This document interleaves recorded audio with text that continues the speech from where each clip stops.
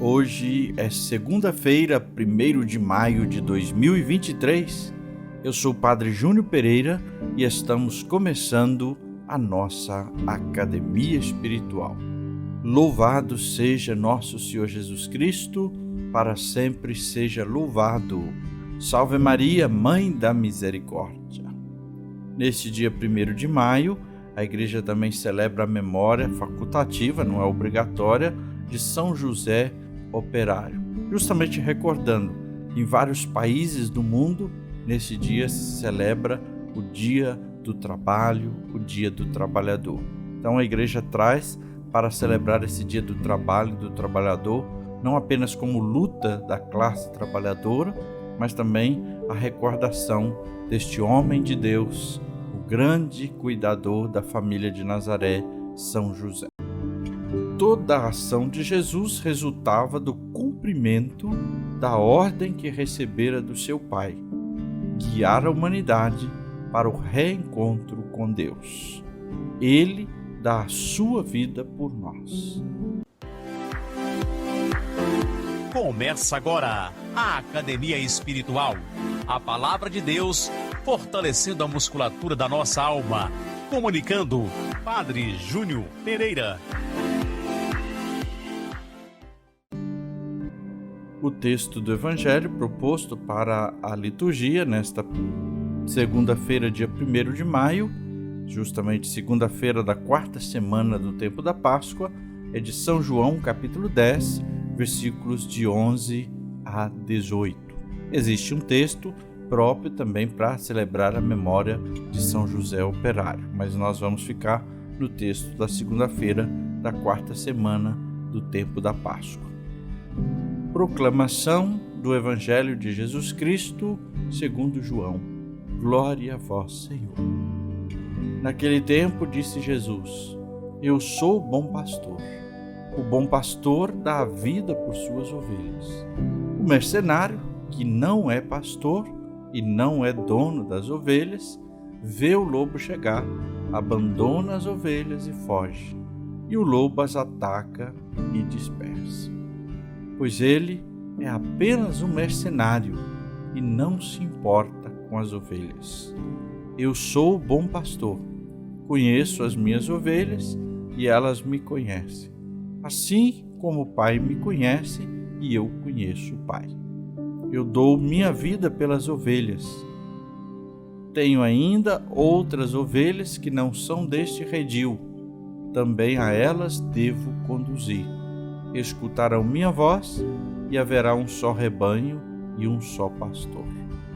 É por isso que o Pai me ama, porque dou a minha vida para depois recebê-la novamente.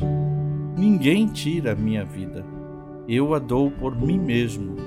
Tenho o poder de entregá-la e tenho o poder de recebê-la novamente. Esta é a ordem que recebi do meu Pai. Palavra da salvação. Glória a vós, Senhor. O tema Jesus é o bom pastor, nós já começamos a refletir ontem no quarto domingo da Páscoa. E justamente foi recordado provavelmente que o quarto domingo da Páscoa é chamado Domingo do Bom Pastor. A cada ano se lê um trecho desse. Como nós lemos João 10 de 1 a 17, nesse domingo do ano A, a gente muda aqui a leitura, aliás, de 1 a 17, não, João 10, de 1 a 10, aí agora a gente está lendo na segunda-feira, João 10, de 11 a 18. No outro ano, faz as inversões dos textos. Desse modo, Jesus estabelece um relacionamento cordial e amigo, sem interesses, e conduz de maneira segura todos aqueles que se tornam suas ovelhas, defendendo-os dos perigos e das ciladas. Esse é o bom pastor. Primeiro, para a gente entender um pouquinho também, vale a pena passar lá no Antigo Testamento. Nós temos algumas figuras pastores: Abel, Moisés, o rei Davi E a Davi Deus fez uma promessa, a promessa de que seu descendente seria o grande pastor de Israel. Jesus Cristo, então, ao se apresentar como bom pastor, ele revela a sua pessoa. Ele é o Messias, descendente de Davi prometido. Revela a sua missão: resgatar e libertar o povo. Jesus, no entanto, não é um pastor que fica acariciando a ovelha. Às vezes hoje a gente tem animal de estimação e a gente acaricia, a gente brinca e tudo. O pastoreio de Jesus não é de acariciar a ovelha, mas ao contrário, ele defende, ele luta a favor daquela ovelha, ao preço da sua própria vida. E ele já o fez quando entregou sua vida na cruz para nos resgatar. É interessante que também isso tem um paralelo com o próprio rei Davi, que luta em defesa do povo, conforme nós vemos no primeiro livro de Samuel, no capítulo 17. E toda essa atitude do bom pastor é diferente do mercenário, aquele que trabalha por dinheiro, só para fazer o necessário e recebendo por isso. O texto do Evangelho de hoje está cheio desse contraste, o contraste entre a atitude do bom pastor, que cuida e dá a vida pelas ovelhas, e do mercenário, que não é pastor, não é dono das ovelhas e abandona quando o perigo chega. Jesus nos chama de ovelhas. E essas bichinhas são um animal indefeso, inseguro e míope, que não podem alimentar-se a si mesmas e nem se proteger. No fundo, essa característica se aplica a nós, porque sem Jesus, sem o pastor que é Jesus, nós realmente nos parecemos com esse animal. Não temos a capacidade de nos defendermos contra a ação do inimigo. Não vemos muito além, não sabemos discernir. Não sabemos o melhor para nós e nem como se proteger. Em Jesus nós temos tudo isso. Uma outra observação nesse texto que vale a pena para a gente refletir é a própria palavra bom pastor que é usada aqui. Eu sou o bom pastor. O adjetivo bom, que em grego é kalos, significa maravilhoso, excelente, verdadeiro. Então, ao usar essa expressão, que eu sou o bom pastor, Jesus está dizendo que é o único, o melhor de todos, o maravilhoso, o excelente, o verdadeiro. E de fato ele o é, porque ele deu sua vida por causa de nós.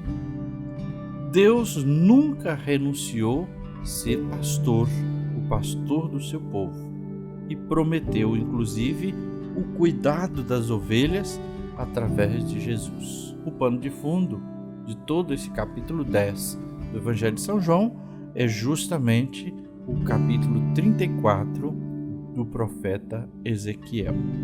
Jesus conhece e ama as ovelhas. Ele conhece pelo nome.